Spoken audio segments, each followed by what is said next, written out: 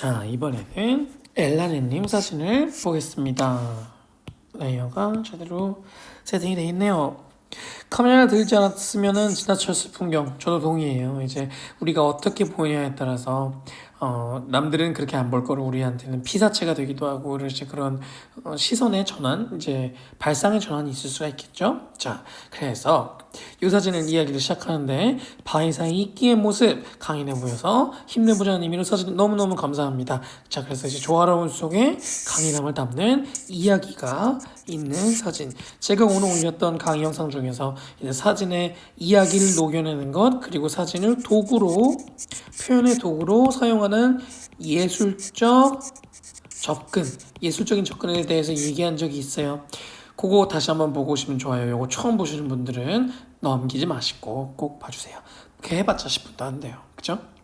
이끼를 표현하시기에는 일단은 이끼에 초점이 잡히지 않았어요. 이거는 이제 휴대폰 카메라인지 뭔지는 모르겠지만은 그래도 어느 정도 조리개가 열린 것으로 보여서 제가 봤을 때는 고성능 휴대폰 카메라가 아니라 이제 조금 더 DSLR 쪽에 가까운 것 같아요. 이제 미러리스건 아무튼 DSLR이건 미러리스건 핸드폰이건 중요하진 않고요. 아무튼 이제 초점을 가져야 될 부분에 초점이 못 잡혔다는 거는 이제 초점 세팅의 문제죠. 보통 매뉴얼 포커스로 담지 않으실 테니까 오토 포커스 중에서 이제 존 포커싱을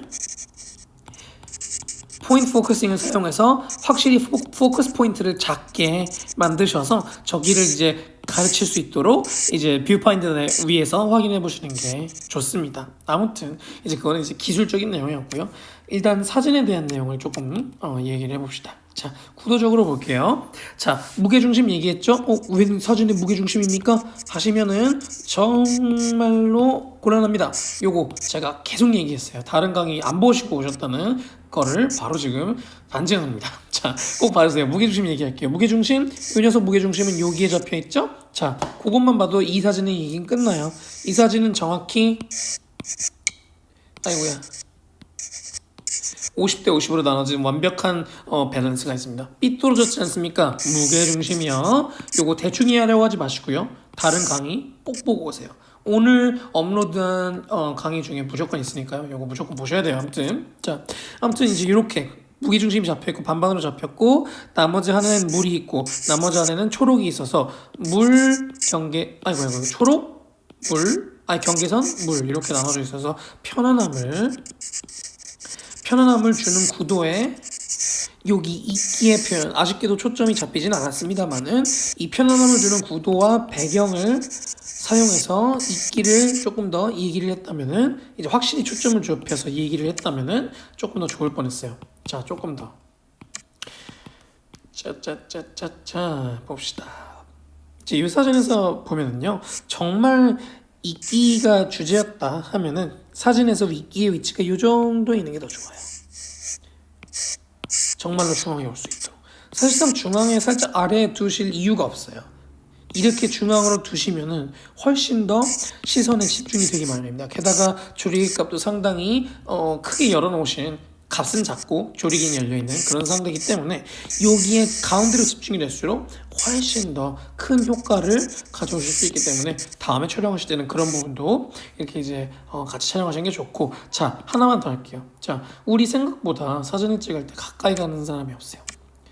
우리 모임을 떠나서 실제로 어느 정도 사진 경력이 1년, 2년, 3년 되는 사람도 이제 배경을 찍고 여기 안에 뭔가를 끼고 이렇게 찍으시는데 이런 이끼는요 카메라의 최소 초점 거리에 따라 다르지만 조금 더 가까이 가서 이 녀석을 더 크게 찍어 보실 수도 있었어야 돼요. 그게 정답이다? 아니요. 그런데 언제는 이게 더 예쁘게 보이기도 해요. 근데 어떻게 합니까? 시도를 해봐야지 알겠죠? 그 가까이서도 담는 시도 항상 하세요. 어떻게 해요? 가까이 이렇게 크게 쓴 이유는 생각보다 이렇게 크게 쓰면 뇌리에 남을 거라는 생각을 해서. 아무튼 이제 가까이 가는 거 습관 한번 들여보세요. 나중에도 찾기 힘든 습관이 됩니다. 그래서 지금부터 연습해 두시면 상당히 좋아요. 그래서 이제 그런 부분에 대한 얘기를 했고, 빛과 이런 거는 뭐 다 아실 테니까 얘기 안 할게요. 충분히 비치는 상태에서 이제 어느 정도 텍스처도 잘 살아나고 색상도 잘 살아나고요. 그 다음에 대비도 존재하기 때문에 입체감을 판단하는데도 전혀 문제가 없었습니다. 자, 그래서 다음 사진으로 넘어갈게요. 자, 다음 사진 보시면 나무 사진이에요. 그죠? 알려드렸겠지만 크롭을 하셨는지 모르겠는데 최대한 처음에 연습하실 때는 이 비율에 익숙해지세요. 카메라에서 자동으로 크롭을 하는 경우도 있고 휴대폰의 기본 설정 자체가 크롭을 해서 이렇게 이제 렌더하는 경우가 있어요. 그래서 이제 그런 경우가 있기 때문에 휴대폰 설정도 잘 체크해 보시는 게 중요합니다. 이 사진에서 보면은요, 이야기가 있죠. 자, 하늘은 푸르며 맑고 우리 인생에는 제한이 있지만 변함없이 푸른 하늘과 나무, 그죠? 겨울이라서 낙엽이 우수수 떨어져 버려서 볼품없는 나무 밑에서 올려다본 하늘이 더 아름답다, 그죠? 대조예요. 여기서는 대조. 이번 사진의 주제는 대조라는 이야기를 하고 싶으셨어요. 이상, 예전, 그죠? 우리의 예전 모습. 그 다음에 그 현실, 최근의 모습. 이제 대조가 처음에는요, 일단은 이제 다른 강의에서 충분히 말씀드렸어요. 아까 그 틈새 시장, 이 틈새 시장 뭔지 모르시는 분들 안 돼요. 이거 지금 다른 강의 안 듣고 오셨다는 거예요. 어디 있습니까? 오늘 올린 강의 중에 있습니다. 찾아보세요. 자, 틈새 시장 강의를 하면서도 얘기했지만 이거 보시게 되면은 딱 봤을 때 이제 이상과 현실의 대조와 대비라고 느껴지기가 일반적인 대중이 딱 봤을 때 간단하게 느껴지기는 힘들어요. 그죠? 왜 힘든지는 이제 영상을 보시면서 공감을 하시겠지만 나쁜 사진이라는 이야기를 하는 것이 아니고 그 주제보다는 이 광활한 그리고 이제 아래에서 위로 올려다본 그 구도에서의 어떤 의압감과 중압감을 주는 늠름한 나무의 모습과 초점이 여기에만 잡혔기 때문에 나무의 텍스처가 살아나는 나무의 질감과 나무의 질감과 존재감을 오로지 느낄 수 있는 그런 사진으로 받아들여지기가 쉽죠. 그죠? 그 표현이 잘 됐나 안 됐느냐 그런 거를 차치하고 일단 사진 자체로만 보자면 무게중심이 살짝 중앙이 아니라 오른쪽으로 흐트러져 있어요. 이렇게 가죠? 그러니까 여기인 거였죠. 자, 그래서 오른쪽에 있는 부분을 조금 더 보여줬어도 이제 나무의 중앙 배치에 큰 도움이 됐을 것 같습니다. 그래서 항상 무게중심의 개념으로 판단하시는 게 구도 잡으실 때 상당히 좋아요. 보시면 여기에는 이만큼의 정보가 있어요. 이거를 대충 무게중심을 잡아보면 이제 평균값을 잡으면 요만큼의 정보가 보이는 건데 이쪽은 요만큼의 정보만 보이죠. 그렇기 때문에 시각적으로도 정보가 보이는 양이 다르기 때문에 이것이 불안정하다고 느낄 수 있어요. 자, 그럼 질문하신 분들 꼭 있어요. 왜? 받아봤으니까요. 자, 그러면 시각적으로 균형이 꼭 맞아야 되나요? A와 B? 아니요. 그럴 필요는 없어요.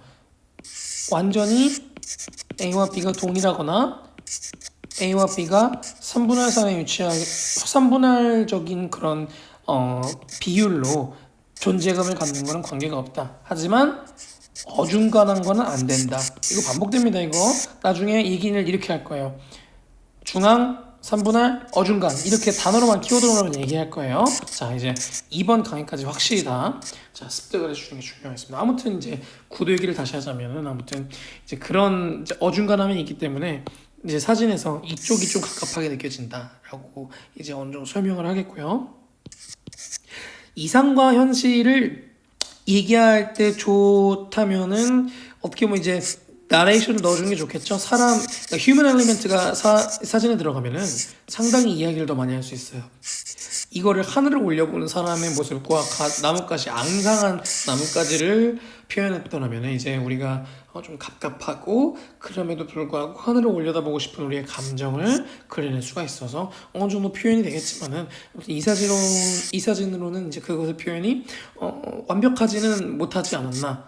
조금 부족함이 조금은 있지만 사진 자체로는 그 의미를 충분히 가지는 훌륭한 사진을 촬영하셨습니다.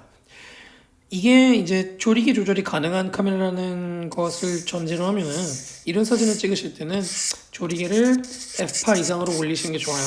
지금 세팅이 어떻게 될지 모르겠지만 제가 봤을 때는 광각 기준으로 거의 F2.8 아래로 내려와야지 3 아래로 내려와야지 이 정도가 날아가거든요, 초점이. 그래서 이제 완벽한 표현을 위해서 조리개를 조여주시는 거 이제 또 이것도 한번 염두에 두세요. 이 얘기를 했다는 거는 조리개를 줄이는 게 이렇게 이제 조이는 게 답이라는 게 아닙니다. 상황에 따라 다르지만 이 상황은 여기에 초점을 날릴 이유가 없었기 때문에 F8로 조이시는 게 좋다. 이렇게 얘기를 한 겁니다. 자, 아무튼 여기까지 헬라네님 사진 2장을 봤고요. 수고 많이 하셨고요. 다음 주에도 재미난 사진과 함께 이야기로 돌아오도록 하겠습니다. 감사합니다.